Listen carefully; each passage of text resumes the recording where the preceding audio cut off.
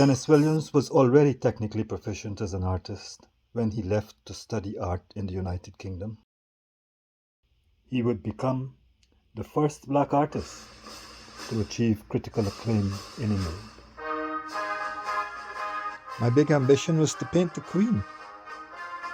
I'd been too busy trying to understand European art, he said in an interview published in the Time magazine of 18th December 1951.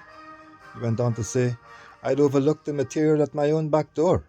But when he returned to British Guiana in 1949, he could not land a teaching job, and his paintings were not well received. They were described by Michael Swan in the colony for researching his book British Guiana, The Land of Six Peoples, and brilliantly illustrated by Williams, as frightening, startling, and with a violent mood. And so, in short order, he returned to the UK, where the paintings were similarly regarded, but well received. He was invited to exhibit in the leading galleries of London and Paris, and soon the paintings were all accounted for.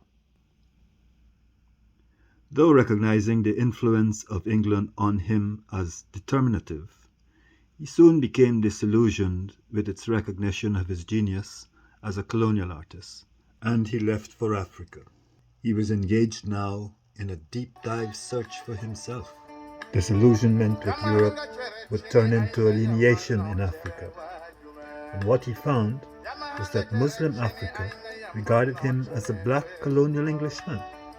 That took its toll. He returned home, and he turned to the prehistory of the Guianas in search of identity. In this way, his career played out over 3 continents. His was an insistence on the power of the actual, image as the heartbeat of art. It would find expression in a facility for line at once exuberant and still contained in an economic precision.